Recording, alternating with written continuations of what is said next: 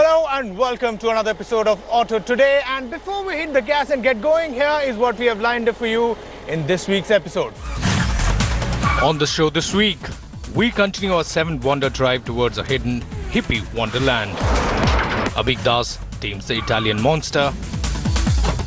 And we take a look at Jeep's latest CUV entrant.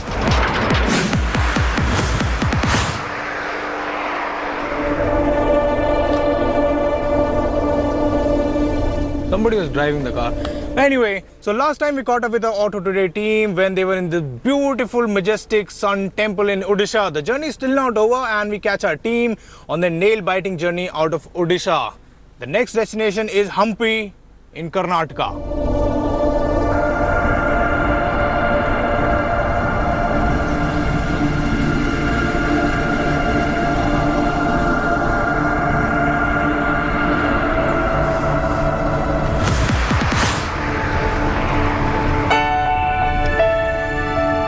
Having crossed the Taj Mahal, the Nalanda ruins, and now the Sun Temple of our list, we were raring to get up and go.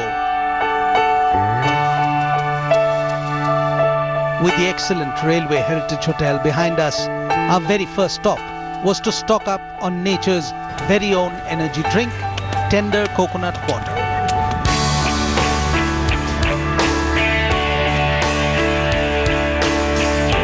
At the stop, we were also recommended to take the ferry across Chilka Lake on our route to Vizag instead of the highway. We regretted it almost instantly.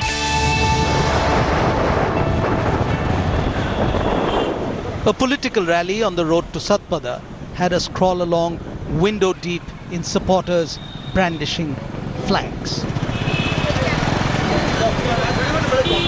There was no chance we would make the ferry until we found a small road running parallel that brought us out ahead. We were stuck behind that rally for, about 5 kilometers, which took us nearly 30 minutes to cover. Just as we were about to turn around and cut our losses and head back towards the highway, we found a small little village road that branched off to the side and brought us back onto the highway just ahead of the procession. And now it looks like we might make our ferry on time. As luck would have it, we reached the riverbank and learnt that the noon ferry had been cancelled due to engine trouble.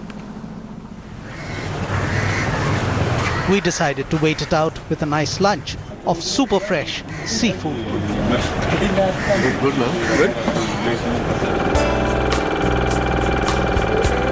Well fed, our next appointment to kill some time was a dolphin spotting boat ride.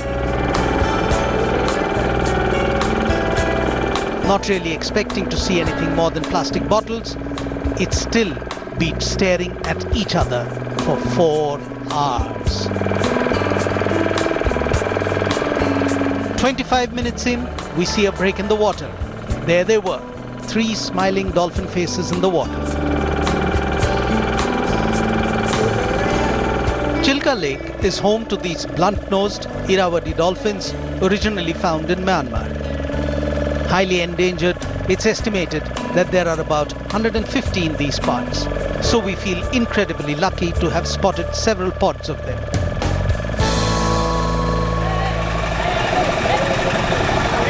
Buoyed by a successful dolphin trip, the next part of reversing the Ertiga onto the ferry didn't seem so bad. The reverse camera helped things immensely.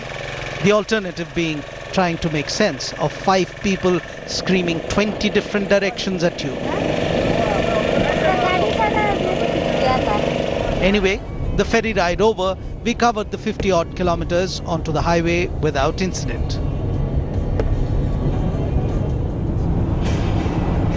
NH16 to Vizag is 4-lane and excellent, though you do get thrown curveballs now and again. What? Are you following the Ventura? Now the Ertiga boasts of modest dimensions and feels compact, but some traffic is best given a wide berth. There is no chance these overloaded trucks can even see what's in their rear view mirrors. Despite having reached Vizag late the previous night, an early morning was called for. we had to pick up the Ed from a submarine. And we got to the INS Kursura just as Yogen's cab dropped him off. The Kursura was India's 5th sub and served on patrol missions during the Indo-Pak War of 1971. Converted into a museum in 2002, it's the first of its kind in Asia.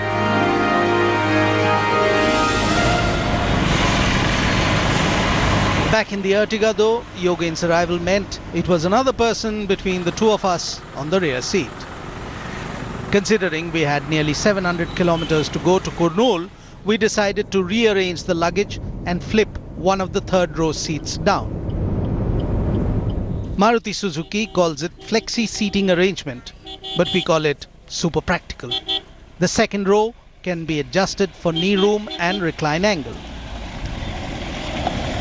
When we started the Seven Wonders drive, we were all expecting to be fighting over who needs to sit in the third row. But now that we have 5 people in the car and 5 people's worth of luggage, I've actually found myself fighting with Dhruv over who gets to sit in the third row of the car, because this is actually a surprisingly comfortable place to catch up on sleep. That's if you have good roads though. So seeing that the road is arrow straight, tarmac is good, I think I'm going to get 40 winks.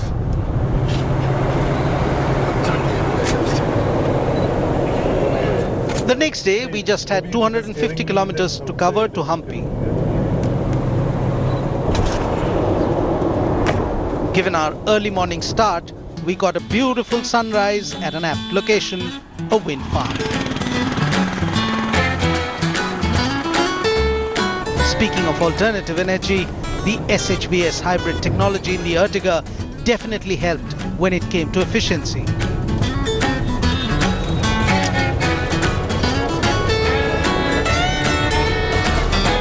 Despite the high speeds and constant stops for photography, we were getting nearly 17 kilometers per liter.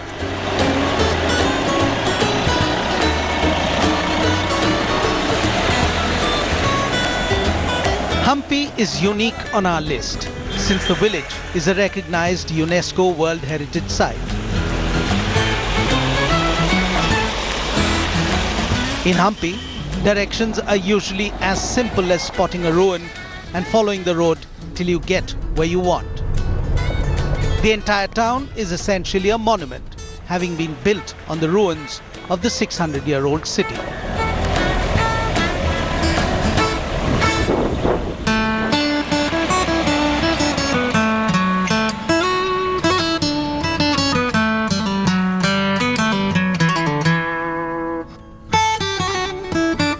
Must-see sites include the Royal Centre with the remains of the Queen's Bath and other royal structures.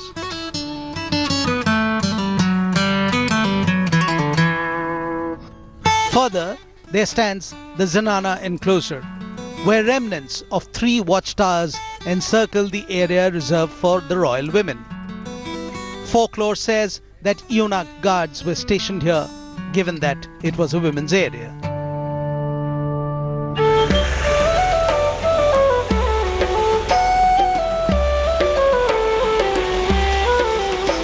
The Lotus Palace here is said to have natural air conditioning, as within the walls lie a maze of earthen pipes through which water would flow and cool the rooms inside.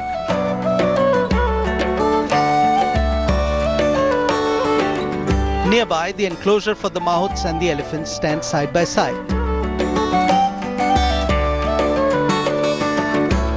The best preserved ruins lie at the site of the Vitala temple. The stone chariot in the center represent Vishnu's vehicle, and the idol once inside was of Garuda. The hall directly behind it is called the Musical Hall, whose pillars would emit musical notes when tapped. That practice, however, has since been banned out of fear of damage to the structure.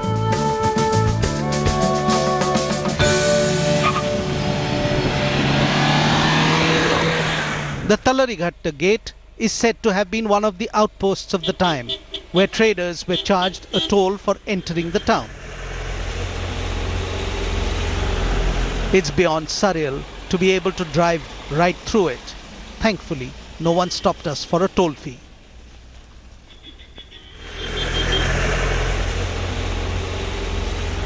The main road into Hampi terminates at the Virupaksha temple and bazaar area, where merchants used to sell their wares centuries ago.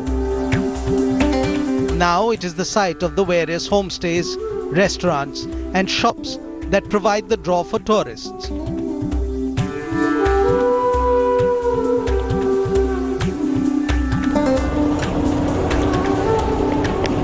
In the next episode, we follow the Maruti Suzuki 7 Wonders drive from Hampi to the Ajanta Caves. Along the way, we take a detour and get stuck in Pune traffic, hunt for hotels in Ellora and play a game of chicken with langurs near Ajanta.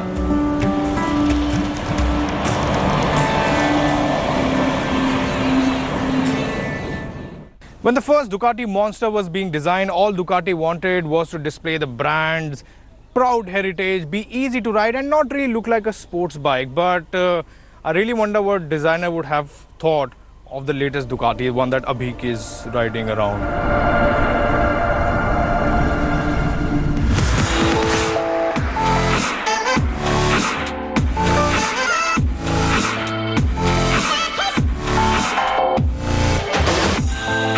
The Monster comes from Ducati's lineage of aggressive street lineup bikes. Conjured in the 90s with the Ducati 900, the Monster packs enough firepower to tame the urban environment. And if you let it loose, it will even decimate a mountain course.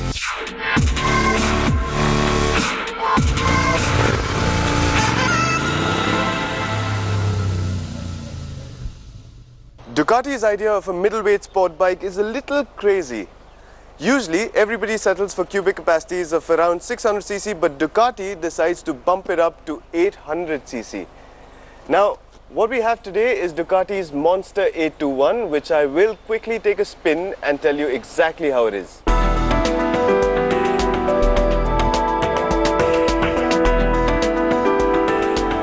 In the flesh, the Monster 821 is every bit like its elder sibling, the Monster 1200. The flat headlamps, chunky tank sitting above the exposed trellis frame and side-mounted dual exhaust pipes will not give away the fact that this isn't the 1200. Just a little slicker on the rear seat. Gulls spill the beans but take away none of the awe-striking looks. The Monster 821 is proportionate from every direction that you look at it and is perfectly minimal for the street. But minimal in performance, it really isn't. The Monster also has a bigger brother known as the Monster 1200, which obviously uses a 1200cc engine, but this one here uses an 821cc engine called the Testostrada 11. Now this engine is also found in the Hypermotard, which is the supermoto version, but this one here produces about 112 bhp. Now 112 bhp is divided into 3 riding modes in sport, touring and urban. Urban drops the power down to 75 bhp and that's very usable within city limits. Now the thing is, this is a 90-degree V-twin, or also known as an L-twin engine. Now an L-twin engine is very grunty and it packs a lot of mid-range performance, but it is a little juddery at lower revs. So you will find it slightly difficult to manage in traffic. But the suspension will keep you happy most of the times, especially if you're on flat, smooth roads. If it gets a little rough, it'll be a little jumpy, you will hop around a little bit. Brakes need a little bit of bite. Now these are Brembo monoblocks, they are powerful, they've got good bite, but they'll need a little more feedback and a little more stopping power as well.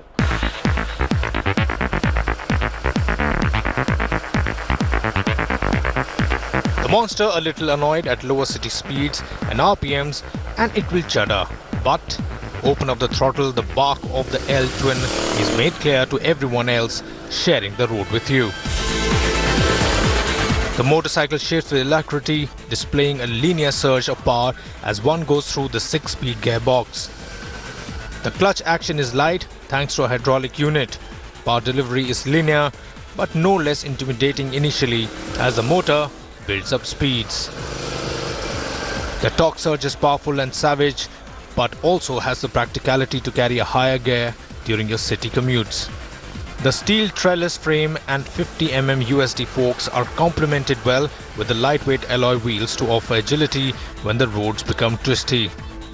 The curb weight is never felt while cornering, and there is never a dearth of grip from the Pirelli Diablo Rosso 2 tires. Braking though definitely leaves you wanting. The bite just isn't enough to shed speeds as quickly and effectively as desired. The advanced suite of electronics comprising of 8 traction control levels and ABS to instill enough confidence in a rider fairly new to higher capacity motorcycles. There are 3 riding modes on offer in the form of urban, touring and sport. Each of these regulate power sent to the rear wheel along with the ABS intervention at different levels. Now, why am I raving about a 2015 model, a 2015 Ducati Monster 821? Well, a friend rightly put it, this is a bike that everybody should have. Where the 1200 is intimidating for our roads here, the 821 fits the bill just right. It's unintimidating, it's a lot of fun, and it'll keep you excited for a long, long time. That should fix it. Back to the show now. Now, people were evidently very disappointed when Jeep finally revealed the prices of the Wrangler and the Grand Cherokee. However, Jeep has assured people that there would be more affordable options coming in, one which will be made in India. This week, we have the Jeep Compass and we give you a detailed review. Jeep is an icon. It's also one vehicle which has proved itself on Indian terrain.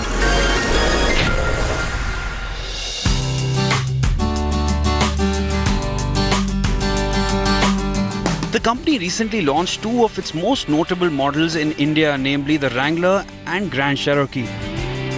While great news, the price point also put it out of reach for many Indians.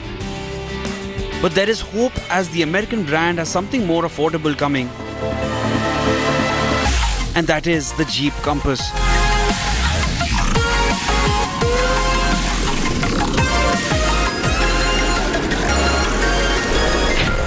The Jeep Compass will be the made in India model, and the pricing is expected to hover around the 20 lakh mark. This makes it a competitor of the soon to be launched Hyundai Tucson. The Compass looks like a scaled down Grand Cherokee. The sleek pair of headlamps flanking the grille come with LED daytime running lamps. In profile, it is clear that the Compass has proper SUV intentions. The big wheel arches house the 18-inch alloys and the claddings give it that tough look. The Compass offers a ground clearance of around 218 mm, which is rather respectable. At the back, the Compass comes with large LED wraparound tail lamps and the spare is kept within the cabin and not mounted on the door.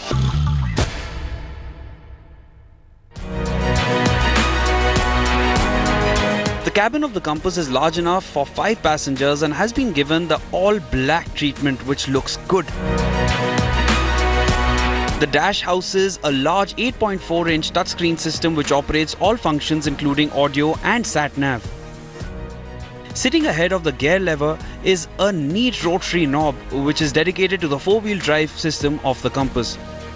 Twist it and one can select terrain out of the 4 options which include sand, snow, mud or auto. There is also a button there to shift into the 4-wheel drive low mode which is dedicated to proper off-road conditions. The boot on the other hand offers 410 litres of cargo space which can be enhanced to a rather large 1191 litres by folding the seats down.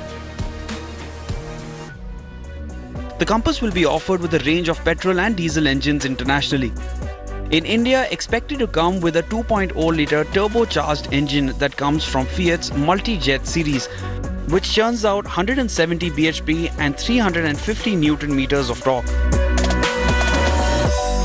Jeep claims that the Compass in this spec can sprint to 100 km per hour in just 10 seconds and can keep going until it touches 194 km per hour. Jeep is also expected to offer the all-wheel drive version of the Compass in India. The Compass will be launched by the middle of next year.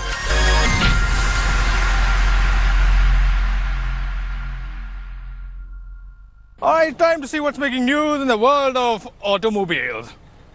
Ah! Ah!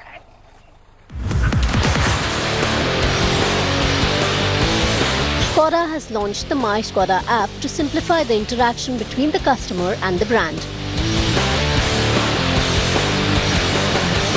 From the app, a customer will be able to access the service history of their vehicle, book a service, get an estimate of the service and spare parts cost, locate a dealer and contact the Skoda customer care team. It will allow also the customer to easily monitor the warranty and roadside assistance expiry dates for their vehicle.